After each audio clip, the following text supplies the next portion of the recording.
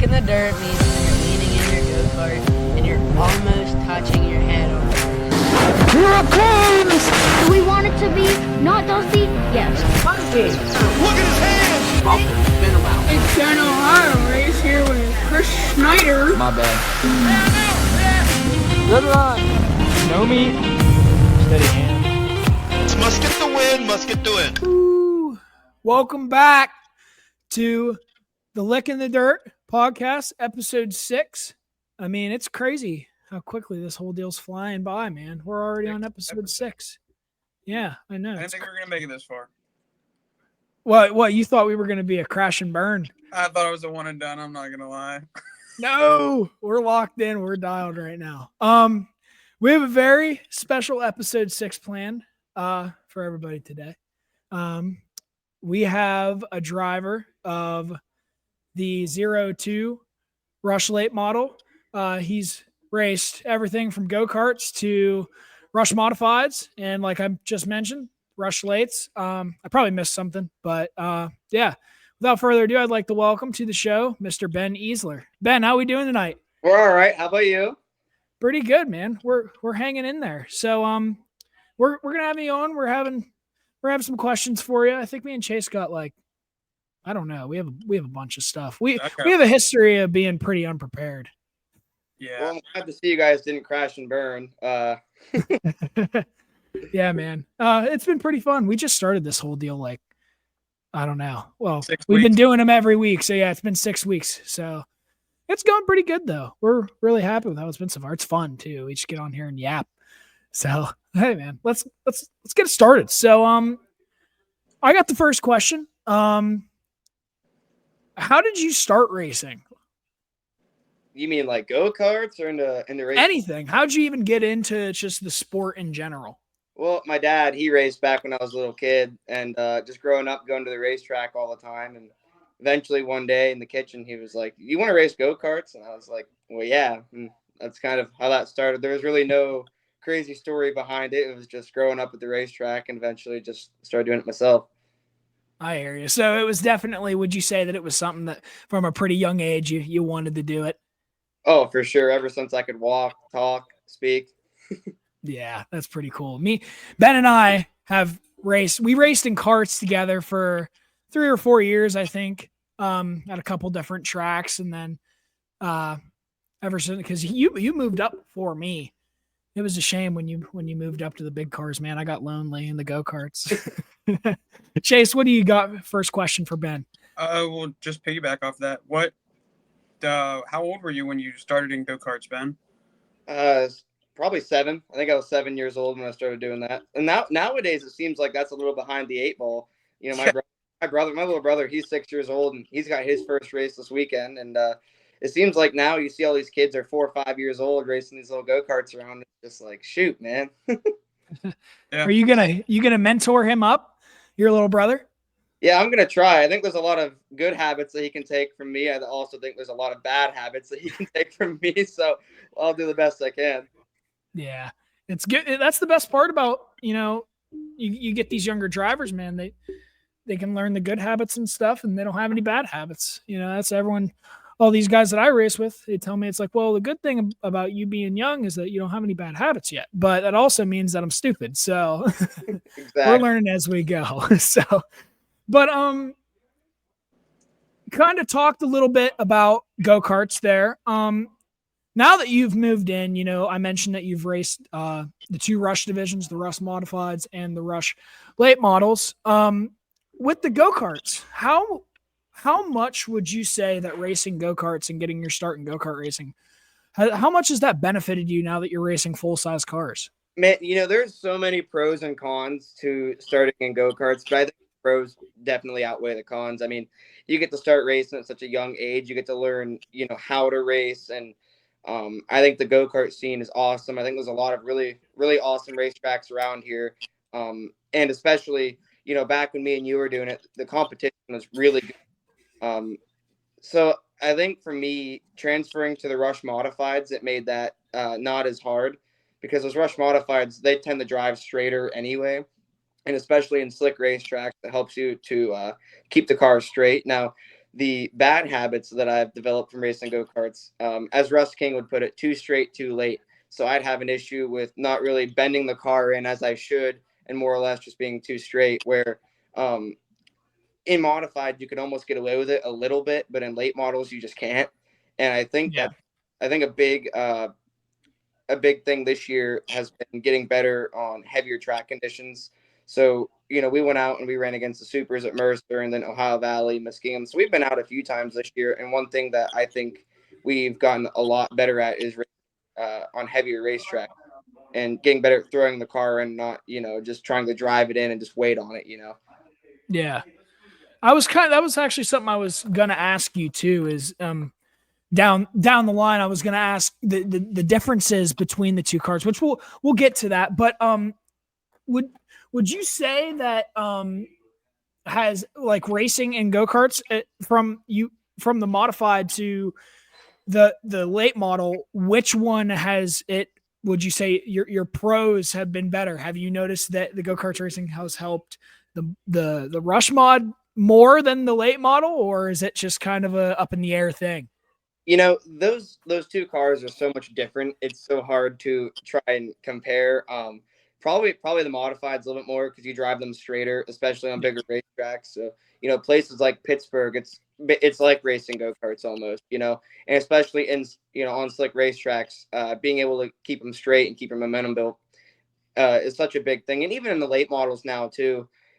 Racing places that get real slippery, just being able to keep those cars straight, not be all sideways and all over the place. So I think the go-karts had pros in both, and learning that, but probably mainly the modifieds. I noticed they were more similar. Yeah, and I've never, I haven't drove either of those divisions, but I could probably see where that's coming from too. And you mentioned too, about the go-kart scene and stuff that me and you kind of grew up in, and you mentioned how we had some pretty stout competition. Would you say that, I guess how good our competition was, going from some of these tracks, would you say that also benefited you as you got into a full-size car? Without a doubt. I think especially, what ended up happening with us, especially at such a young age, was the transition from going from, blue plate to, clone light to clone heavy. Because what ended up happening was everyone got tired of racing for trophies, wanted to start racing for money. So everyone moves up and starts racing against the adults. And, the competition then was crazy because there was a lot of us who were younger who were pretty good. And then, the adults, there was a bunch of them who were around back then who were also really solid. So I think especially now going into some of these Rush Tour races where, there's 40 guys who can win anywhere, Yeah. So I think the mentality of having, going into a go-kart race against those guys and being able to keep a composure definitely relates to what I do now going into, the Rush Tour events, not necessarily worrying about who's there and just, being more focused on your own stuff.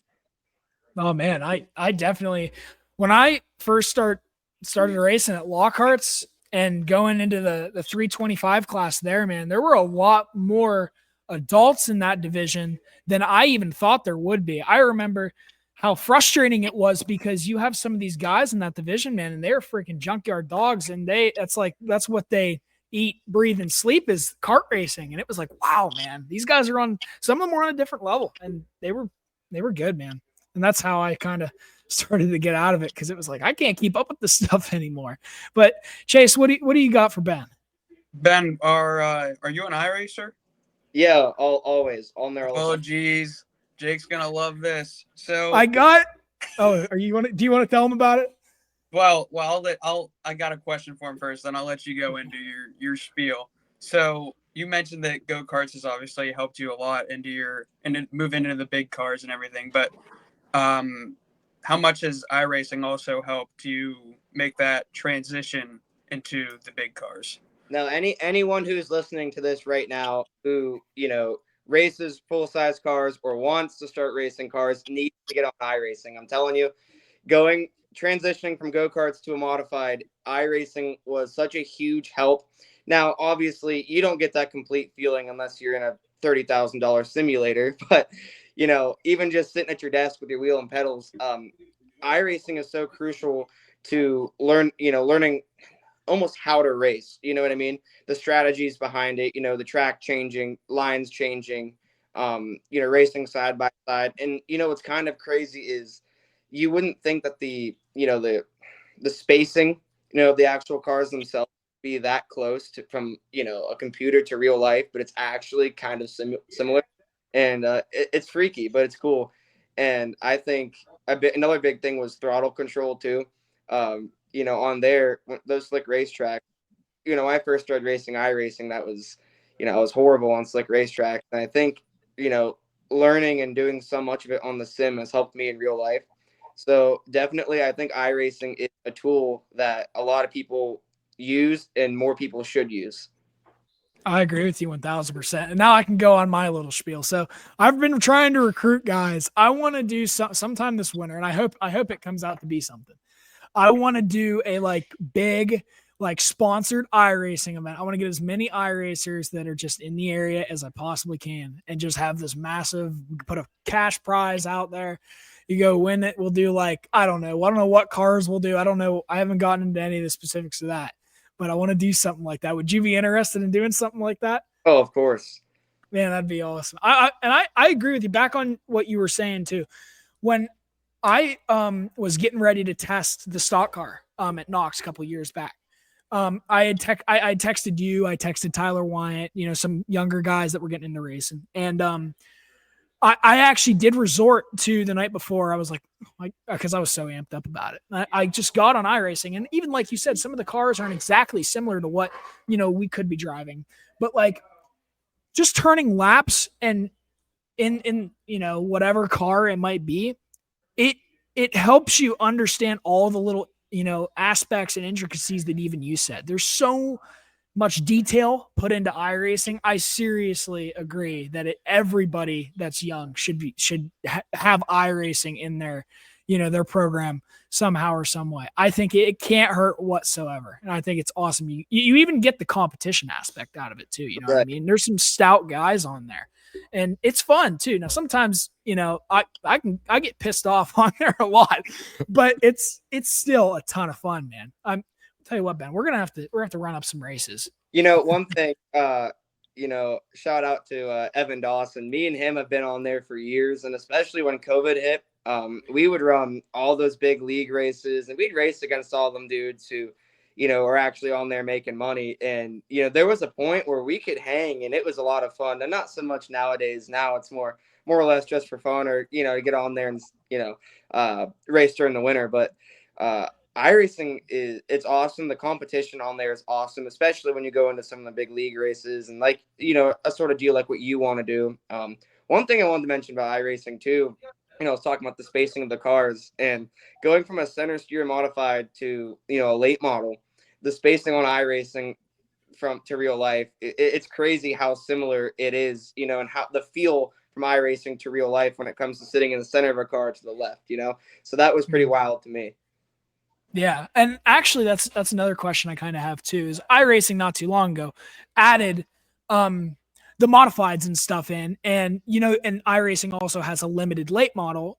Starting with the modified, would you say that the iRacing modified does it feel really, really similar, without the G forces and stuff like that? But as far as just driving it, does it feel similar to how the Rush mod used to? Sort of. I think the issue is those rush mods, not to rip on anybody who races them, because they are a great class, but they're slow. They're slow. They're just like a go-kart. It's like a big go-kart. So you just kind of turn it. Where I think those modifieds in iRacing, I think you can charge the corner a little bit harder in those. Now the late models, actually, the steering in the late models is kind of similar. It's really similar in the late models. Now, a lot of your footwork is a little bit different, and obviously you don't feel it under your ass like you would in real life. But in the actual steering itself, it's actually pretty similar. And even when it comes to the mod stuff, now I haven't ran small block modifieds or big block modified, so I can't really give you a true idea of how close it is. I mean, there are similarities for sure, but when it comes to the late model stuff, I think it's really similar. Yeah, it's pretty cool, man. Well, we're gonna transition now. We're gonna talk a little bit about this racing season. So, my first question for you is: are there any races in particular that you're looking forward to running this year? Well, with all these rainouts, I would say all of them. But no, there's a lot of like, especially this weekend. We're going to State Line Saturday night and Erie's on Sunday. Those are two racetracks that I went to a ton growing up, and even got to race go karts at both are go kart tracks. And last year we ran really good at State Line. We ended up getting a win out at Erie's. So I mean, those are two places I'm excited to get back at this weekend. Lernerville, I love Lernerville. Lernerville is such a fun racetrack, and especially for the Bill Emig, 20 grand to win. That's an exciting weekend. The Pittsburgher, the sad thing about the Pittsburgher is, last year playing football, I had to miss night one. So now getting to have 2 full nights of racing at Pittsburgh for that deal is going to be a lot of fun. But, as of right now, just anything we can get in. But, those crown jewel events, and then just back at home getting the racing, at racetracks I grew up at will be, that's what I'm excited for. Yeah, I tell you what, man, Mother Nature has been a real pain in the butt to start the year. But I guess, that's the war you fight with, trying to get started racing in April. Chase, do you have any questions about 2025 for Ben? 2025, you kind of mentioned like the plans, but not anything specific for the year, but actually this is kind of the top of my list, and I'm very curious about this, but not everyone watching knows, but your nickname is Hollywood.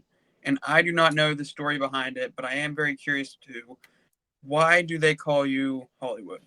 Well, we were out at Pittsburgh this was 2021, and Tyler Harris, he's a promoter out there. Shout out to Tyler. He's awesome. He came over with, his big camera and all that, and he was going to do an interview with me on Rapping on Racing. And, I'm sitting there with these shades on, and I'm, all sleek like next to my race car. And he said it once and it just stuck. They started putting on the t-shirts on the race car, and people have, over the years have gotten to know it a little bit more. It's not really something that I advertise, but that's where it originated from, was from Tyler Harris. I see. I know back in the go-kart days, they used to call you the smooth operator. But I mean, it's a pretty sick nickname, man. Nicknames are a pretty cool part of the sport. You know what I mean? When you get one, it's like, I haven't had the luxury of getting myself a cool nickname yet. So I'm jealous, Ben. I'm jealous. I don't not a legit one yet. They call Jake the Jackal. He just don't be too jealous, because I get just as much shit for it as I get. So don't be too. So you're a young driver. You're part of the class of the upcoming young guns in the racing scene. And you have your whole career ahead of you. Is there any specific feat that you want to achieve in your career? Like just any specific career goals? I mean, you can look big. I mean, obviously I'd love to, tour with the Outlaw guys or the Lucas guys, and I'd love to get to that point. I still feel like I have a long way to go to do that, but that would be, the best. That'd be the big goal. That's what I really want to do. But for right now, I'd really like to win a Rush Tour championship. I don't know how long we're going to be in crate cars for. There's so many what if factors when it comes to that, but I think right now winning a Rush Tour championship would be really cool, and then just going from there. Yeah, we have some. I think I don't know if it's me or Chase, but we have some questions too about what you want to race down in the future. Actually, we'll go ahead and jump to that. So, do you want to? Is there a specific type of class car that you are shooting for way down the line, other than you kind of just mentioned Lucas and the Outlaws? Is there anything else you'd want to try down the line? I mean, there's a lot of cars I'd love to get into and try. I've never driven a UMP modified. I think that'd be a lot of fun. Love to get in a big block once. I'm not a big sprint car guy, but I think it'd be fun to dabble in one. But mainly, late models is where it's at. I love racing late models, and I can't wait to eventually get into a super. I've always wanted to race late models ever since I was a kid. Late models are just where it's at. Yeah, man. I agree with you. They're entertaining, and you get those people, that there's sprint car guys and there's late model guys. You know what I mean? It's like there's no in between. I would say. I don't know. Well, I you could probably consider Chase an in between guy. I don't. Chase, do you have a preference? Are you a sprint car guy or a late model guy? Can I just plead the fifth and go with big block modified? Yeah, we're gonna start a war, so we'll avoid it. What do you give us a question here, Chase? We'll throw it into a different topic here. Here we'll throw this. This might be a good one. Do you have any racing rivals, Ben? That is something that I something I tell everybody the same thing. You have, whether you like somebody or not, staying mutual with everybody is so important, especially when you're on a touring series like the Rush Tour, because you're on the road with these guys a lot, and you never know when you're going to need something. And, whether it's, setup advice, or you never been to a racetrack, so you want to talk to someone who's been there, or, you need a part or just anything. So you don't want to burn bridges with anybody. I wouldn't say I have any rivals, and even, nobody's really done anything to, tick me off that bad. So I wouldn't say that I have any rivals. I try and stay mutual with everybody. And that's not just me saying this because I'm on a podcast that's going to be posted. That's actually, I really don't have any issues with anybody right now. I try and stay mutual. Yeah, I can even kind of speak with you there too. As a young driver, there's nothing I fear more, racing at Tri-City than, pissing one of these older guys off, man, because I don't even want to think about a world where I have to go to bed at night and I, ran into someone that I have a ton of respect for. That's scary stuff, man. But even like you said too, like you race with these guys week in and week out, touring series. So, Right. That, and, another thing is, as a young guy, there is so much knowledge that you can learn from, just talking to these guys, racing against these guys. There's so much knowledge that you can soak in, and, pissing somebody off and missing an opportunity to gain some of that knowledge is a big disadvantage. So, being, you race hard on the racetrack, you're aggressive, and, shit's going to happen. You're going to tick somebody off along the lines. It happens, but being able to have respect for these guys and race them with respect, that goes a really long ways to, gaining knowledge from them. Absolutely. We have a lot of resources as young drivers. We get all these guys that are just, wells of knowledge, and that we're pretty lucky to have that opportunity. So I agree with you. You got to stay neutral with everybody, and you mentioned the tour a little bit. You guys hit a lot of tracks, man.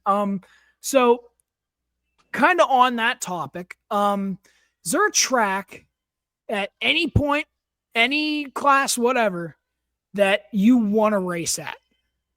That I've been to or haven't been to? Haven't been to. Have not been to. Oh, man. There's, I could give you the cliche answer and tell you Eldora, because that's what everyone's going to tell you. Obviously, everyone's bucket list racetrack is to go around Eldora. We've been trying to go to Charlotte, and we haven't made it there yet. So I think that's, post Rush season, that's our main goal, is to get to Charlotte. I've gone down there a couple times and watched racing, and it's really cool. The environment's really cool, and the people down there are too friendly. They're not like, they're a lot nicer down there than they are up north. So the environment down there is really cool, and that racetrack is awesome. The about it is awesome. So if there's a bucket list place for me to go to right now that I haven't raced at, I would say, obviously Eldora, but for me right now, Charlotte. Yeah, man. Two beautiful facilities. I hope someday too I can hit I think Charlotte is probably, like, if I had to pick one, that'd probably be one I even just to go to spectate, man. That place looks beautiful. I want to go there so bad. Yeah. Yeah. It's just, and honestly, it might not put on the greatest racing, honestly, but it's just such a, like Ben said, it's just like the environment and like the people and just everything. Yeah, it's an awesome place, man. Chase, go ahead and get him that question.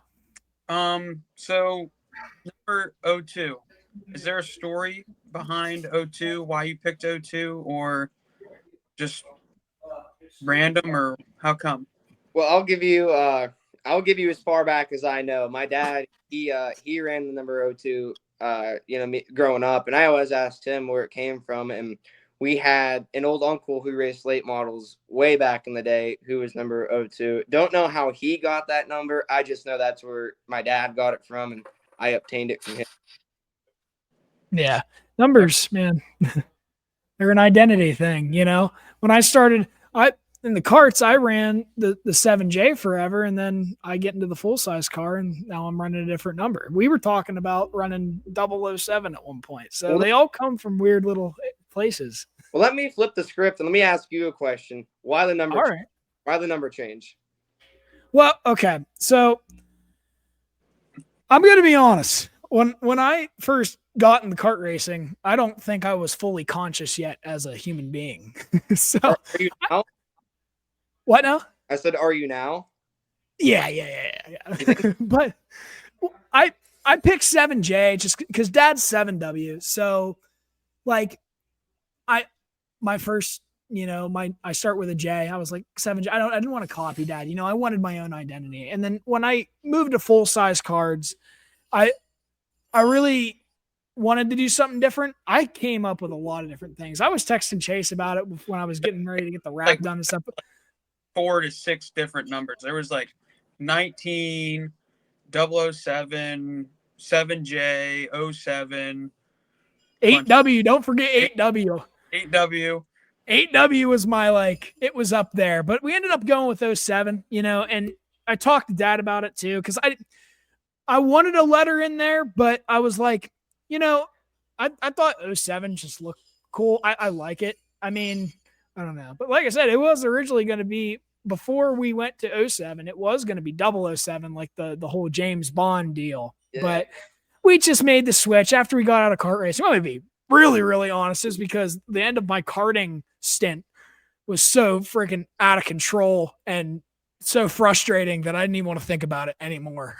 So I was like, we're going to change some stuff up. But I'll transition us. As a racer, we all got our idols. We have our guys that we look up to. Myself, I would say entirely, in racing at all, Kyle Busch is he's my guy, and just all types of motorsports. I freaking love Kyle Busch. Around here, it'd probably have to be my dad because he's my dad. But who would you say, your guy that you look up to is in racing? That's such an interesting topic because I got asked that once before, and it's such a hard question that I haven't really put a whole lot of thought into. I mean, I love watching Tyler Erb. He's such a specimen. He's so much fun to watch, not just race, but how he is, in the pits, or he did the John Morant victory lane celebration, like just stuff like that. I love. But more on a local level, a guy that I've really watched a lot of, Dave Hess, and getting there. And I met him a couple of years back. He actually ended up buying my go-karts for his kids, and being able to watch him growing up and now get to race against him on occasion. And, like last year I got to run door to door with him at State Line. We were battling for a little bit, and you don't think about it in the moment, but, you get all done and it's like, man, I just raced door to door with my idol, so stuff like that is really cool to get to race against guys like that. Guys you watch growing up that you idol now. Dave Hess is definitely probably my local idol, but when you look big picture, I love watching Tyler Erb. Uncle T is the man. Oh man, I'll never forget the first time I turned laps with Dad. That was the scariest, but most what's happening right now experience in my life. It's crazy once you finally get to that point and you're turning laps with the guys you look up to, man. It's crazy stuff. Chase, what do you got? So you're technically, I guess, part of the Russ King Racing pipeline. So, real quick, I was just going to mention too, when you talk about idols, a lot of people who know and don't know, Russ King is a character, but if there's one thing you can take from Russ, that is his drive to win and his drive for his drivers to win. So looking up to him, because it was win at all costs, and if you didn't win, you're going to hear about it. You heard about every mistake you made on the racetrack. You heard about every mistake you made off the racetrack. So he was one to look up to. And as much as he is a character. I think he's very misunderstood in ways. He is definitely another one of my idols too. Would you But say that he definitely elevated, like when you went over there and you started racing, did he elevate you as a driver when you started getting into full size car racing? Yeah, because coming out of go-karts, you know, you can win all the go-kart races you want. You know, you think you're big shit, and then you get in one of those cars and you quickly find out you aren't. And he was very good at letting me know that I wasn't. And he didn't want me to think I was any good. Even when we ran good, getting a compliment out of him was hard. So I think he made me work so much harder as a driver to get better. And even nowadays, I know I'm not racing one of his cars anymore, but even nowadays, it's always in the back of my mind. You know, what would Russ say? What would he think about this situation right now? So definitely, I think he's helped me out a lot. Yeah, man, those are the people you need in the background of your racing scene. You need those guys that are going to push you, man. Chase, get back to what you were saying about the that Russ was King deal. that was basically my question was how is being a part of that pipeline kind of skyrocketed and kind of elevated your career and helped you, you know, learn and everything like that. But you basically answered the question. Yeah, Yeah, man. you know, Russ was even now, you know, I'm not driving one of his cars, but he still is around. Don't get me wrong. We talk on the phone all the time, and at the racetrack, he's always helping me out. And I still get all my tech support done through him and all that good stuff. So he is still around, and he does help out a lot. And you know, as much as I am a customer of his, he's always treated me like family. His whole family has always treated me like family. So being in that pipeline is good. Um, and you know all the knowledge that he is now getting from racing with Brock, I get to obtain some of that too, and that's not, you know, and now with without Russ, I'm with Timmy Latta, and he is awesome too. The nice thing about Timmy is, you know, I'm his driver. And this isn't ripping on Russ, but he's got so much going on. Where he's got my car, you know, and him and I have gotten, especially over last year into this year. You know, when we started this deal, him and I, you know, there were times where we had no idea what we were doing. Where it seems like now we unload at a racetrack, and he's got me figured out, and our race cars have just been so much more consistent. I've been so much better. So me and Timmy working together has been awesome, and he's helped make my transition to late models so much easier than it probably should have been too. Um, so hats off to both those guys. You know, Russ and Timmy both have helped me out a ton. Yeah. And even like I started to say, man, people like that are people like Russ are like the people that, you know, your friends are acquainted with your entire career. You know, you need those people as your backbone for your career. And, you know, and I get what you're saying too about, you know, the difference between, you know, cause Russ he has a lot going on, man. He's got that whole full-fledged operation, and, you know, that's a big difference too, but Right. that's important stuff, man. Chase, I'll actually have you ask another question. I got some more questions than I do. So ask one more. I only have a couple more. I mean, if you have a couple more, go ahead. All right. So we kind of touched on the modifieds a little bit earlier. I think I already kind of know the answer to this, but do you miss racing the modifieds at all? What do you think my answer would be? No. You know, in ways I do. The main thing would be racing at Sharon. Sharon Speedway is awesome. The facility is awesome. The racing is awesome, and we were really good there. So I think part of missing racing modifieds is, you know, missing racing at Sharon.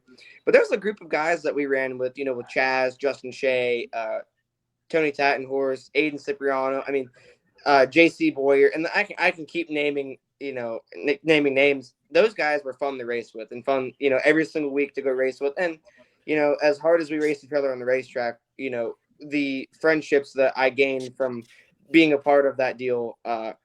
So I don't, when it comes to actually racing and driving them, no. But you know, some of the, you know, more off the track stuff for sure.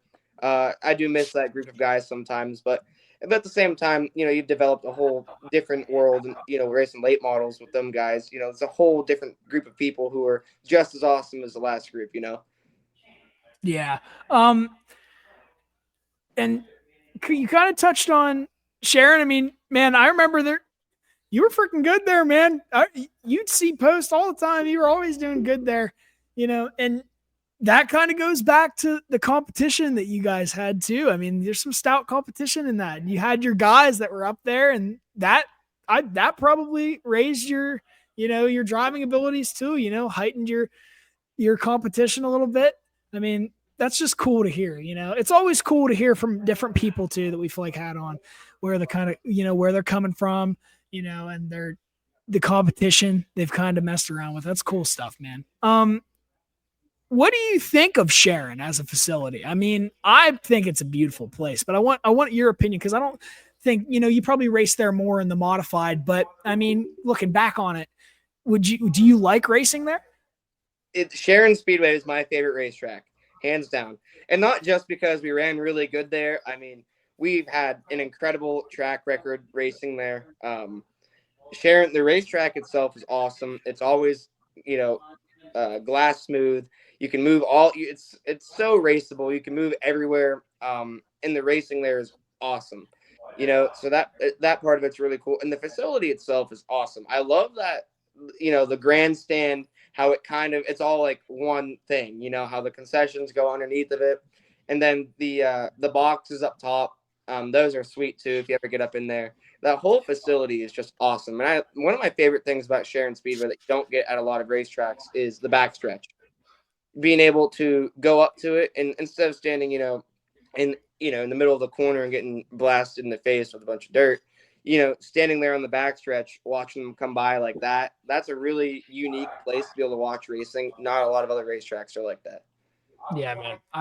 I love Sharon. I think Chase could probably share the same sympathy, man. We've made some good memories at Sharon. I never look down on a trip to Sharon. It's a great place. I am dying to race there. I'm trying to get out there this year, man. I want to get there. Sharon Speedway management, who happens to watch this, we need Rush late models immediately. We've been waiting long. We want to race there, so let's do it. Ben's gonna have to get back in the Rush modified just to go back to Sharon. I did tell Russ. I told him. I said I'm gonna have to finesse my way back into one of them Rush mods so I can go race Sharon one more time. That's awesome. But yeah, Sharon's it's easily the best facility around. Yeah, just going there is just like, it's just so much different than a lot of the tracks around like us. It's like you go in that place, it just doesn't feel like a Tri-City. It doesn't feel like a Mercer. It's its own thing, man. It's a cool place. It feels like it's our local Eldora, if you would. It's you go in there, man. It's its own thing, and I think that's so cool that we have that. I think us who live closer to it take it for granted of, there's people who come from all over the country who also want to race Sharon Speedway, so we take it for granted and how awesome that place really is and how lucky we are to have it close to home, because there are so many people who come from very far away to come race there. Yeah. As they should. It's a great place. Chase, give us another question. Kind of pertaining to Sharon. So Sharon's usually, usually see you ripping the fence at Sharon and you're Rush modified, but would you say you're more of a up on the wall or catfishing on the bottom? And here's the thing. Everyone always says the same thing about me, that you'll find me in the bottom, and typically that's the line.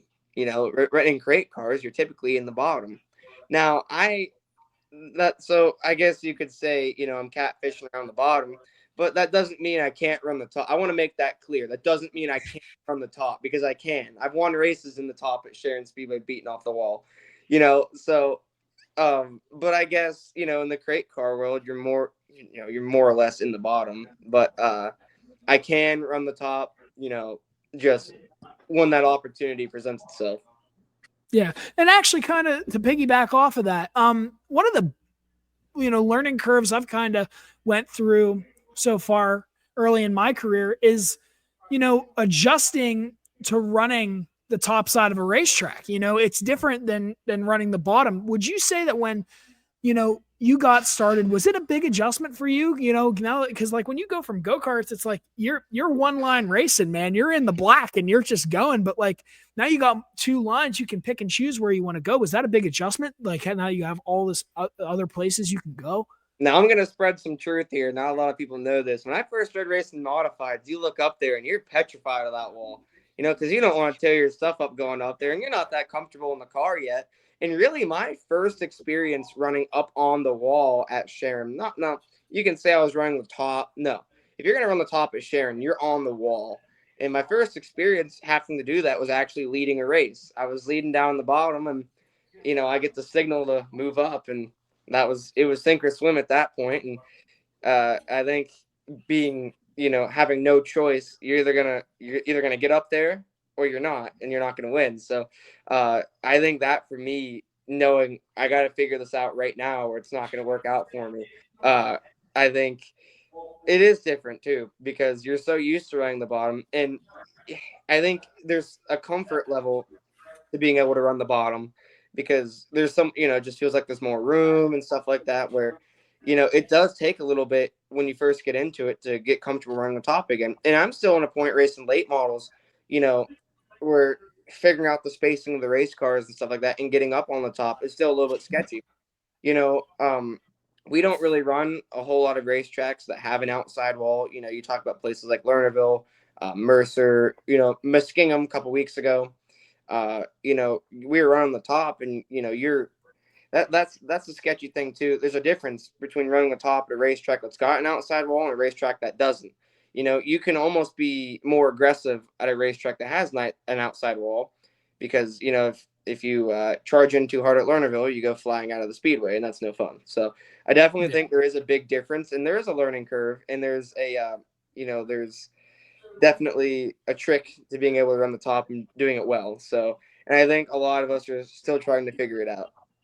Yeah, it's intimidating, man. I mean, it's easy. It was easy when I started to just, I'm going to go put around the bottom. And then it's like, when you get in a position, there's someone under you. It's like, oh my God, I'm up higher now.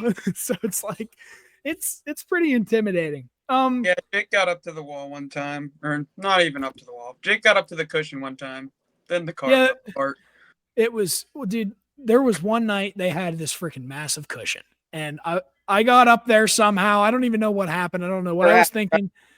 It was at Tri-City. They built themselves a nice cushion. It was nice. And I didn't even have to do anything. Like, I could go in, and it took me right around the top. I barely didn't have to do anything. But I ran that for 2 laps, almost passed for third, and then everything went to hell. Rear end broke in half. I'm like, this is my experience for running the cushion the first time. So, we're still getting there. At Tri-City, it's a little bit different. You don't get a cushion week in and week out. You got to play it by ear. Well, this year, we've only ran one race there, and it's been freight train. It's black top to bottom. So, we'll see how it is this week. Another place I'm looking forward to get back racing at is Tri-City. I've ran there once in the mod, and I've ran there once in the late models. And last year with the Rush Tour, it was a blast. I mean, that racetrack actually raced really good with our crate lates. I was shocked because of how big it is. It's not really high banked. I really didn't think it would race that good, and it ended up being very maneuverable. It was fun. Can't wait to go back. Yeah, I love Tri-City. I know we'll have to see what happens. We just got some pretty bad weather, and we'll have to see how the track is tomorrow. But yeah, I will say this year, from what I've noticed so far in the one race we did run, it's a lot smoother this year. They definitely put some work into the surface. You don't have a lot of the characteristics that it had last year, but it was a lot smoother surface. Positive reviews on my end. So yeah, man, I'm excited to see you back. Tri-City is an awesome place. I love seeing all them guys come back and stuff. It's turning into something, and that makes me happy. But you've been how many years total have you been racing now, like with including karts and everything? Oh shoot. I think this is year 11. Year 11. So in your 11 years of racing so far, what would you say like some of your greatest accomplishments are? And it's funny to resort back to this, but me and my dad were just having this conversation in the shop the other day, and we never realized, how crazy it was when we were doing it until now. When we ran go-karts back then, we would run, and back in 2020, we'd run Clone Light and Clone Heavy, every week. We'd run 2 or 3 times a weekend with 2 carts. And, something that we took for granted is how awesome it was that we were able to go against that type of competition at 13 years old and win as many races as we did. That was really cool. Like I said, at the time, I didn't realize it, but looking back on it, how special that was and how special it was just, a lot of the times it was just me and dad, so that was definitely, for the rest of my life, those are moments that I'll never forget. But I think when it comes to my biggest accomplishment, that was winning the Stampede, which that was really cool because I also won the Rush Championship for modifieds. That was really cool. I didn't think I shouldn't have even been there. I had a football game Friday night when we had heat races, and I made it just in time somehow. Made the draw, started on the pin. Of course, jumped the start, got docked rail, fell back to like 5th in the feature. And I thought we were screwed because I think we had to win it, and I'm pretty sure we had to win it or run second or something like that. And ended up putting my head back on. I took my head out of my ass and just drove, and ended up driving back to the lead and ended up winning that. So I think if there's anything I can look back on, my greatest accomplishment would be winning the Stampede and the Rush Championship. That was cool. Yeah, me and Chase were there that night. You asked us if we wanted to ride on your mini bike. I remember that one. Yeah. Chase, what you got? Any more questions? I have one more question. You want me to go ahead? Yeah. My last question is, we've kind of asked everyone this that we've had on. A little bit of a controversial question, but doesn't have to be controversial or anything. But just your thoughts on the Rush late model division as a whole. Just kind of what you love about it. What you would like to see changed. Just your opinion on it. Everything. This is a good way for me to dig myself a hole here, Chase. Yeah, I know. That's why last question. To be honest with you, I really don't have a whole lot of bad to say about the Rush Tour. The Rush touring events are so professional and they feel so professional. The way everything's ran and how organized everything is. I don't have any complaints really. We go in, and it's just so professional. The way, pre-text done, post-text done, you hot lap, you qualify, the dash, the formats, everything about it is good, and the pay is good. Everything about it is good. The only thing that I would like to see change, and I hope someone of power is hearing this, is the Lernerville Firecracker. I don't like how I go in there Thursday night and I run 4 laps, and that is it. I got to go all the way down there Wednesday night to get my hauler loaded in. And Thursday, you sit there all day and you run 4 laps. You hot lap and you qualify and you're done. And I got to run my heat race. You get hot laps and you heat race Friday, and that's it. So I think we need to do 2 complete shows. And even if you're not racing for 20 grand for the big one, and I know that's, as a promoter, that's big. The more money, it's more appealing. But, if you had one show that paid 5 grand to win and then had another one that paid 10 grand or another one that paid 15, or, just however you wanted to do that, I think that would be a lot more enjoyable. And we wouldn't be sitting down, because a lot of that's hurry up and wait, because you're hurrying up, you're getting everything ready, and then you race, and then you're waiting again forever. So I think if there's one thing that I would like to see change, that's 2 complete shows for the Firecracker. But other than that, I don't really have any complaints. A lot of the racetracks that we go to are awesome. And like I said, the pay's good, the format's good, the professionalism is awesome. So I don't have a whole lot of complaints. Yeah, we ask everyone we've had on so far, whether it's a pro stock driver or, with you, we've asked them about, their respective divisions or series, and just thought, just trying to see what their opinions are. We're not trying to dig anybody a hole. We're not trying to stir the pot. We're not, we're shooting stuff out of our butts here. We're just talking. But to kind of close it out, Ben, who do you want to thank so far? Man, I have a big thanks to all my family for putting up with all my bullshit for the past 18 years. I have the best support group when it comes to my family, my friends. Just everyone is so awesome. I can't thank them enough. Timmy, my crew chief, Timmy's been great. Putting up with my theatrics on a weekly basis. I don't know how he does it. I think his hair, he's losing it more and more. It's getting grayer and grayer. And I don't think that's from, his own children. I think that's mainly from me, from having to race with me every week. But I owe a lot of it to him. Of course, Russ and all them. But, all my sponsors, racing wouldn't be possible without them. So I owe them a huge thanks. And, the Rush series, them guys are great too for putting on what they put on for us and giving us the opportunities that we get. So, and then of course all these racetracks, promoters, just everyone who keeps us going, Yeah, that's awesome, man. Hey, we really appreciate you coming on, taking the time to do this. It's our little podcast, but we really appreciate getting who we can on here. So we wish you luck, man, for 2025. Me and Chase both. We're definitely going to be keeping up with what's going on with you, man. But thank you so much for coming on. What good episode. So Thank you. Thanks for having me, guys. Thank All you. right. Hey, we'll see you guys next Thursday. Look in the dirt means when you're leaning in your go-kart and you're almost touching your head on the ground.